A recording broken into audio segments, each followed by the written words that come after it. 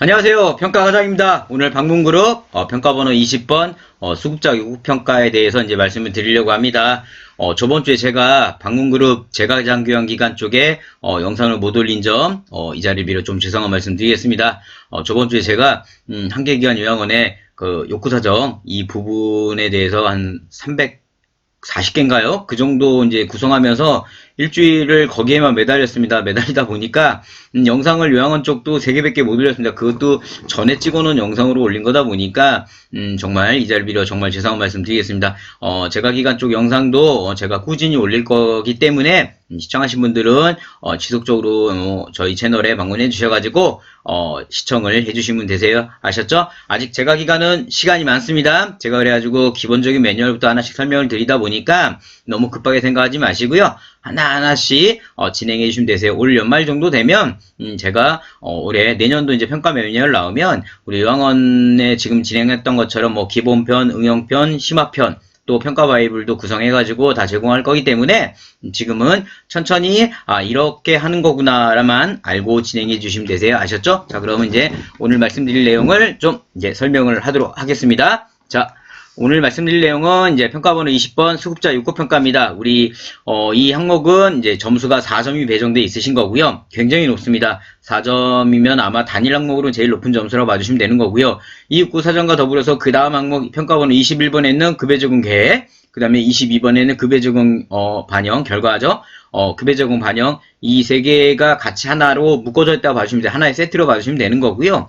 또 이 욕구사정에는 같이 연결된 게 사례관리도 연결되어 있고 우리 수급자 방문 상담도 이쪽 항목에 다 연결되어 있습니다. 따라서 우리 기관에서 우리 최우수 기관을 목표로 하시는 기관이라면 이 수급자 요구평가 부분을 절대 놓치시면 안 됩니다. 이게 소위 말해서 A냐 B냐 평가 등급에 있어서 좌우한다고 봐주시면 되세요. 정말 중요한 항목입니다. 자, 이 요구평가는 우리 재가기관 전부에 다 포함이 됩니다. 방문요양, 목욕, 간호, 주간보호, 단기보호 또는 복지용구까지도 모두 이 항목은 포함된다고 봐주시면 되세요.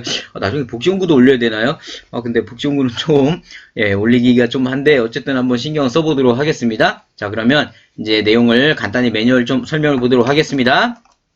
자, 보시면 평가 기준을 먼저 첫 번째 평가 기준을 보도록 하겠습니다. 욕구평가를 연일회 이상 이제 실시했는지를 확인을 합니다. 욕구사정이라고 하는 것은 우리 어르신이 처음 우리가 진행을 할 때 어르신에 대한 뭐 신체, 인지, 질병, 또 어르신이 원하시는 부분, 또 재활자원 부분, 또 사회적 부분 이런 것들을 하나하나씩 우리가 점검을 해가지고 어르신에 대한 어떤 서비스적인 계획을 잡는데 가장 기본적인 하나의 어떤 그 초기간호 점검이라 봐주시면 되세요. 앞선 시간에 아마 전전 시간에 아마 진행했었던 우리 낙상 위험도 측정, 욕창 위험도 측정, 인지기능 검사와 더불어서 하나의 어르신의 초기간호 사정이라 봐주시면 되세요. 하나의 세트입니다. 평가 번호는 분리가 되어 있습니다. 우리 요양원 같은 경우는 이게 통합적 사정이라는 항목으로 4개 항목이 다 묶여져 있는데 우리 재가기관은 이게 분리가 되어 있습니다. 위험도 평가 항목과 지금 보고 계시는 욕구평가 항목이 분리가 되어 있지만 하나의 세트라고 봐주시면 되세요. 이번 기본편에서는 우리가 매뉴얼적인 부분을 알고 넘어가시는 것이에요. 자세한 설명 방법은 이제 추후에 제가 응용편을 올려드릴 거기 때문에 거기서부터 하나씩 작성하는 거를 공부하시면 되세요. 아셨죠? 욕구사정 같은 경우는 아마 저번 주였나요? 이번 주에 이제 요양원들도 이번 주에 응용편이 올라오고 있습니다. 굉장히 힘들어요. 응용편의 욕구사정 하나만 거의 50분에 육박합니다. 그만큼 설명드릴 것도 많고 하다 보니까 오늘은 이런 걸 내가 준비해야 되는구나를 아시면 되세요. 아셨죠? 자, 지금 보고 계신 것처럼 제일 중요한 건 매뉴얼에 보시면 중요한 건 뭐냐면 급여 개시 전에 실시하셔야 되는 겁니다. 이전 평가 같은 경우는 뭐 급여 개시하고 나서 14일 진행하면 됐다 하지만 이제는 모든 평가 기준이 바뀌었습니다. 이 영상을 보시는 분들은 모두 아마 2020년 그저 2019년에 평가가 끝나신 기관들은 2020년도부터 우리가 평가를 준비하실 거고요. 또 2020년도에 끝나신 기관들은 올해 2021년도 평가를 준비하실 텐데 모든 기준은 급여 개시 전에 이 욕구사정을 구성을 하셔야 됩니다. 이걸 정말 중요하게 생각을 하셔야 되는 것이에요. 무슨 얘기냐면 우리가 어르신이 오늘 만약에 오늘이 지금 뭐 예를 들어 3월 5일이라고 하면 3월 5일날 우리 어르신 서비스가 개시가 되면 그 전에 욕구사정을 진행하셔야 된다고. 우리 재가기관들 같은 경우는 지금 급여계획서를 공단에 입력을 하고 계시잖아요. 그거 입력 안 하면 청구가 안 되잖아요. 그죠? 그 입력하시기 전에 급여계획보다 먼저 이 욕구사정이 진행이 돼야 됩니다.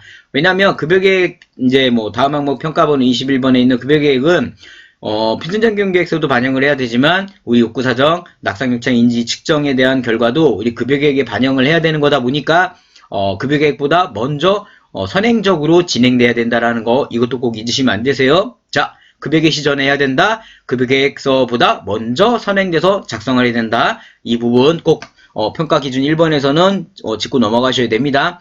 또 총평 같은 경우는 우리가 예전에는 단순 체크리스트를 인정했다면 지금은 아예 안 되세요. 무조건 단순 체크하고 그 다음에 반드시 종합 의견을 신체에 대한 의견, 뭐 질병에 대한 의견, 뭐 자원욕구에 대한 의견을 하나하나씩 다 넣어주셔야 됩니다. 아셨죠?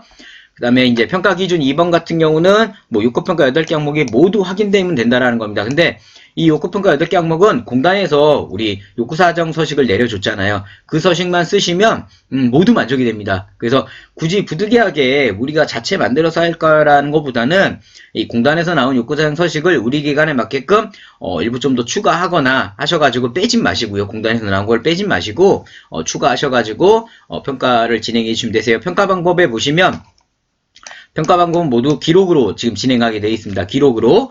그러니까 이 항목 같은 경우는 모두 서류적인 준비를 진행해 주셔야 되세요. 아셨죠? 자, 평가 기준을 확인을 했습니다. 그러면 집회 적용 기간 이런 거는 뭐 기존 거니까 넘어가도록 하겠고요.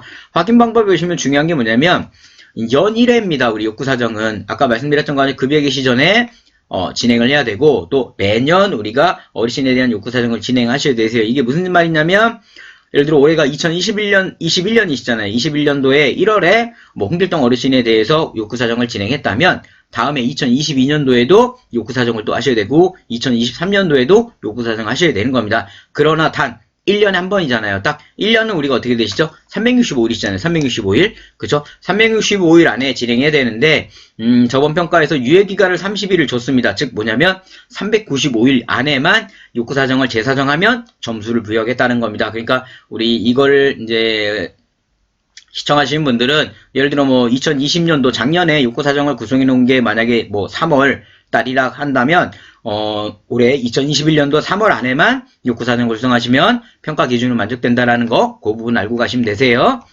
자, 여기 현재 평가함과 확인 방법을 이제 말씀을 드렸고요. 이제 서식을 좀 보면서 좀 소식이 어떤 게 있나 좀 말씀을 드리겠습니다. 소식은 지금 화면에 보고 계시는 게 이제 욕구사정 서식이세요. 아까 말씀드렸던 뭐 8가지 기본 항목이 보시는 게 여기 보시는 신체 상태, 그 다음에 질병 상태, 그죠? 그 다음에 재활 상태, 그 다음에 뭐 간호처치 상태, 뭐 인지 상태, 이런 부분들 의사, 뭐 영양, 그죠? 영양, 뭐 가족 및 환경, 그 다음에 자원이용 욕구, 그 다음에 우리 수급자 개별, 그 다음에 총평.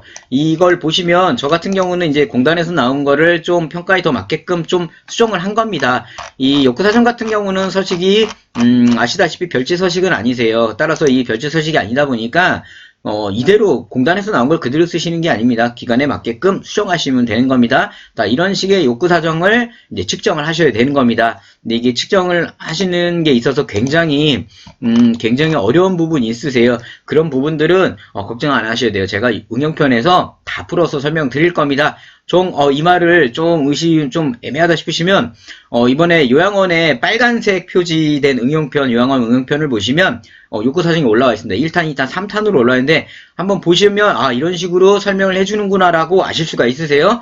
만약에 욕구사정, 나 작성하는 법을 좀 알고 싶다면, 그 영상을 봐주셔야 되는데, 기준점이 좀, 이쪽 제가기관이랑은 달라요. 그러니까, 그러니까 이런 게 있구나만 한번 보시라는 거고, 그 내용대로 제가기관을 구성하시면 안 되세요. 아셨죠? 자, 오늘, 제가 이제 평가번호 20번, 수급자 욕구평가에 대해서 말씀을 드렸습니다. 자, 정리를 해보겠습니다. 평가 점수는 4점이 배정되어 있으세요. 4점이 배정되어 있지만 실질적으로 연결된 항목까지 합치면은 이 항목에는 거의 제가 안을 때 거의 한 17점, 18점 정도가 이 항목에 연결되어 있다고 봐주시면 되세요. 난이도는 극상이라고 봐주시면 되세요. 정말 어려운 항목입니다. 이 항목은. 3년 동안 꾸준히 어르신에 진행하셔야 되고요. 항상 평가가 도래하면 기관들에서 가장 다시 구성을 해야 되는 항목이 이 욕구사정입니다. 그만큼 평상시에 이 구성을 평가진데 잘 안 하시다 보니까 그런 부분에서 좀 어려움이 발생되는 부분 지금부터 준비를 하셔야 되는 거세요. 아셨죠? 평가 방법은 모두 서류로 확인을 합니다. 서류로 확인하는 거기 때문에 복지사님들이나 우리 원장님들이 이 욕구 사정 부분을 충분하게 틈틈이 준비를 해 주셔야 되세요. 오늘 이제 이렇게 정리를 좀 해드렸고요. 너무 어렵게 생각하지 마시고요. 지금부터 하나하나씩 준비를 해주시면 되세요. 하나 또 추가해서 말씀드리면, 이 욕구 사정은 손으로 쓰는 것만 인정을 할까요? 이게 무슨 얘기냐면, 지금 보이시는 이 욕구 사정에 손으로 쓰는 것만 인정을 할까요? 아니면 지금처럼 한글에다 대고, 한글에 내가 뭐 홍길동 어르신 이렇게 입력을 해가지고 한글로 출력하는 걸 인정을 할까요? 또는 우리 뭐 전산 프로그램 쓰신 기관들도 있을 텐데, 전산 프로그램 쓰시는 걸로 이제 세 가지 다 인정이 됩니다. 그런 기준점은 없으세요. 우리 기관에 맞는 가장 쉬운 걸로, 멋있고 잘 돼 있고, 와 이거 최고다, 남들이 봤을 때 이거 최고다, 이게 중요한 게 아니고요. 우리 기관에서 우리 복지사가, 우리 실무자가 소화할 수 있는 그런 서식이나 틀 형태가 가장 좋은 거라고 봐주시면 되세요. 아셨죠? 자, 오늘 제가 이제 뭐 수급자 육구평가에 대해서 말씀을 드렸습니다. 어려운 항목이지만 저희 평가과장 채널과 함께 하신다면 쉽게 이 항목을 극복할 수 있다고 봐주시면 되세요. 자, 오늘은 매뉴얼 설명드린 겁니다. 자, 응용편에서 또 자세한 설명을 드리도록 하겠습니다. 자, 오늘 남은 하루 또 힘찬 하루 보내시고요. 좋은 하루 항상 건강 유의하시고요. 저는 평가과장이었습니다. 자, 감사합니다.